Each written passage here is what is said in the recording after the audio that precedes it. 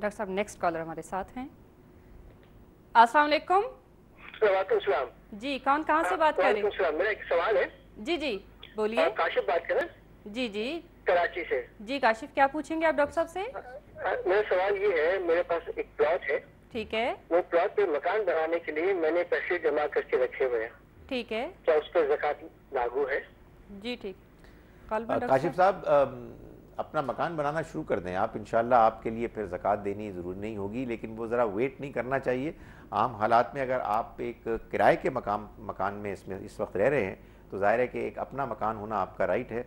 उसके लिए अगर आपने ज़मीन ली है और आपके पास पैसे हैं तो उम्मीद है इंशाल्लाह कि उस पर ज़कात देनी ज़रूरी नहीं समझी जाएगी। डॉक्टर साहब ये फरमाइए कि क्या ज़कात गैर मुस्लिम को भी दी जा सकती है, और साथ में इस बात पे भी रोशनी डालिए कि क्या दीगर अहले किताब जो हैं, दीगर अहले किताब मज़ाहिब के जो मुसलमान हैं, क्या उनको भी ज़कात दी जा सकती है?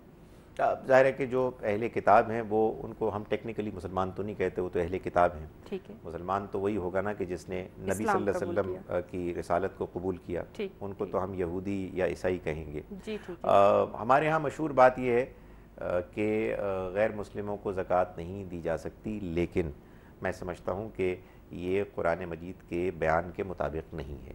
कुरान मजीद ने तो ये बताया है कि इन्नमस सदक़ातु लिल-फ़ुक़राए वल मसाकीन, सदक़ात तो फ़कीरों और मिस्कीनों को दी जाएगी। फ़कीर और मिस्कीन मज़हब से आज़ाद होते हैं, वो मुसलमान भी हो सकते हैं, वो गैर मुस्लिम भी हो सकते हैं।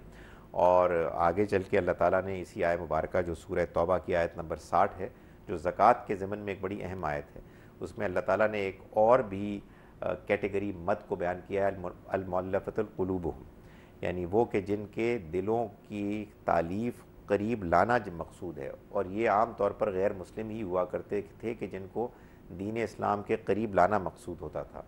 तो हज़रत उमर के बारे में कहते हैं रज़ी अल्लाह अन्हु कि आपने अपने ज़माने में ये तय किया कि वो सिर्फ़ मुसलमानों ही को ज़कात देंगे। ज़ाहिर है कि उनके ज़माने में मुसलमान ऐसे कितने गरीब थे कि उनका ये ख्याल था कि एडमिनिस्ट्रेटिवली उन्हीं को देनी चाहिए, लेकिन दीन का हुक्म हमेशा के लिए है, और वो ये है कि ज़कात जहाँ मुसलमानों को दी जा सकती है वहाँ गैर मुस्लिमों को भी दी जा सकती है। जी डॉक्टर साहब एक और कॉलर मुंतज़िर हैं। अस्सलाम वालेकुम।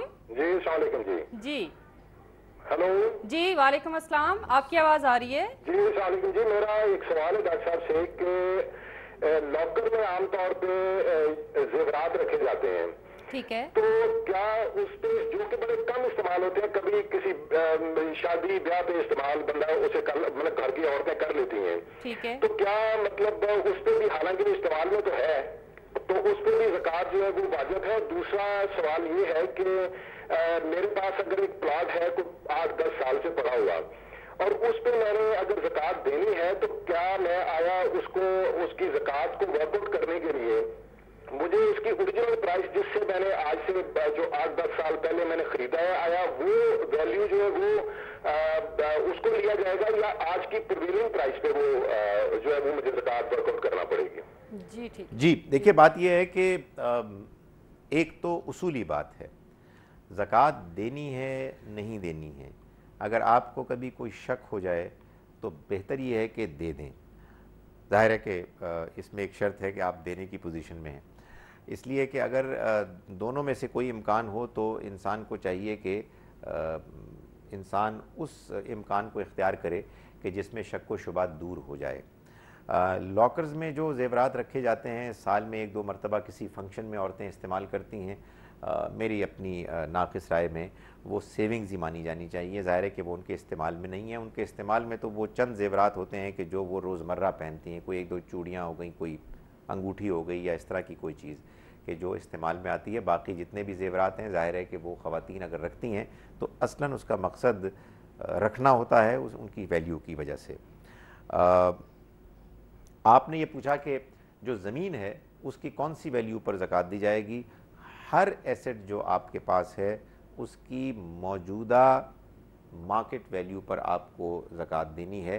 हिस्टोरिकल वैल्यू एक बिल्कुल तारीख़ी चीज़ होती है, उसकी कोई अहमियत नहीं होती। ज़ाहिर है 8 साल पहले की कीमतों और आज की कीमत में बड़ा फ़र्क है।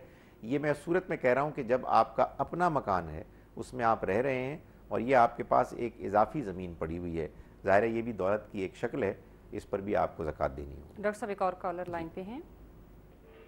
अस्सलाम वालेकुम। السلام علیکم جی میں خالدہ بات کر رہی ہوں دبئی سے. مجھے ڈاکٹر صاحب سے یہ پوچھنا ہے کہ زکوٰۃ کی رقم کتنی ہوتی ہے؟ مطلب اگر آپ کے پاس 40 لاکھ روپے ہیں تو اس پہ سال گزرنے کے بعد کتنا آپ کو دینا ہوگا؟ مطلب پھر بتا دیجیے پلیز اگر کہ کتنا آپ کو دینا ہوگا اس میں سے تو بڑی مہربانی ہوگی. جی ٹھیک. اور یہ پوچھنا تھا کہ زکوٰۃ مسجد کو دی جا سکتی ہے؟ ابھی ڈاکٹر صاحب نے کہا تھا کہ دی جا سکتی ہے, وہ بھی ذرا ایکسپلین کر دیں. جی ٹھیک ہے. دوسری بات کیا تھی؟ زکوٰۃ زکوٰۃ دیگر مذاہب کے لوگوں کو دی جا سکتی ہے. وہ تو میں نے واضح کر دیا کہ اس میں اختلاف تو ہے, لیکن قرآن مجید سے یہی معلوم ہوتا ہے کہ آپ غیر مسلموں کو بھی دے سکتے ہیں. انہوں نے اگر زکوٰۃ کی کیلکولیشن مانگی ہے تو انہوں نے جو اماؤنٹ بتائی ہے اس میں تو زکوٰۃ کیلکولیٹ کرنا بہت ہی آسان ہے. 40 لاکھ پر 1 لاکھ, اصل میں جو 2.5% ہوتا ہے نا وہ 1/40 ہوتا ہے. تو اگر آپ کے پاس 40 لاکھ روپے موجود ہیں سیونگز کے طور پر, تو اس میں سے آپ کو 1 لاکھ روپیہ نکالنا ہے اللہ کی راہ میں لازمی صدقے کی صورت میں, جس کو زکوٰۃ کہتے ہیں. ڈاکٹر صاحب ایک اور کالر لائن پہ ہیں. السلام علیکم. جی السلام علیکم. جی کون کہاں سے بات کر رہے ہیں؟ جی جی ڈاکٹر صاحب سے 2 سوال پوچھنے تھے. جی جی پوچھیے. کہ ایک تو یہاں دبئی میں ہمارا کاروبار ہے کچھ کنٹریکٹنگ کا, ٹھیک ہے, تو اس میں کچھ ہمارے پیسے بنتے تھے کچھ کنٹریکٹرز کو, جو آج کل ہمارے پاس ہمارے ہاتھ میں نہیں آ رہے, اور ابھی ہمیں کوئی پتہ نہیں کہ وہ پیسے ہمیں ملیں گے کہ نہیں ملیں گے. تو ایک تو یہ پوچھنا تھا کہ اس کا ہم کیا کریں, اور دوسری بات یہ ہے کہ جو ہمارا کاروبار چل رہا ہے اور اس میں اس سے ریلیٹڈ ہی ہے کہ جب لوگوں نے ہمارے پیسے دینے ہیں اور اس کو ہم کس طرح اسٹیمیٹ کر سکتے ہیں, کیونکہ ابھی یہاں کا جو کاروباری سچویشن ہے وہ کافی اس قسم کی ہے کہ آپ کو کوئی پتہ نہیں یہ پیسے آپ کو ملیں گے کہ نہیں ملیں گے. جی ٹھیک. اور دوسرا یہ ہے کہ ہمارے کچھ ایسا ادار ہے جو ہم نے شخصی طور پہ لوگوں کو دیا ہوا ہے, لیکن ابھی ہمیں لگتا یہ ہے کہ وہ شاید اس پوزیشن میں نہیں ہے کہ ہمیں وہ پیسے دے سکے, تو ان کے بارے میں ہم کیا کر سکتے ہیں؟ جی ٹھیک. دیکھیے بھائی, جو بھی آپ کا سوالات جتنے بھی ہیں وہ سارے اصل میں قرض کی دی ہوئی رقم سے متعلق ہیں. بات یہ ہے کہ آپ اگرچہ کہ اس کے اونر تو ہیں, لیکن وہ مال ابھی آپ کے پاس نہیں ہے اور وہ کسی اور کی پوزیشن میں ہے اور وہ اس سے فائدہ اٹھا رہا ہے. اس وجہ سے آپ کے پاس جب وہ مال آئے گا تو اس کے بعد ہی آپ اس پر زکوٰۃ دینے کے پابند ہوں گے. جب وہ آپ کے پاس مال آ جائے مثال کے طور پر, اور فرض کیجئے کہ آپ پہلی رمضان کو طے کرتے ہیں کہ آپ کو کتنی زکوٰۃ دینی ہے, اور وہ مال بھی پہلی رمضان میں موجود ہو آپ کے پاس, تو تب آپ اس پر زکوٰۃ دیں گے. ابھی جب کہ وہ آپ کے پاس ہے ہی نہیں, آپ کو اس پر زکوٰۃ نہیں دینی.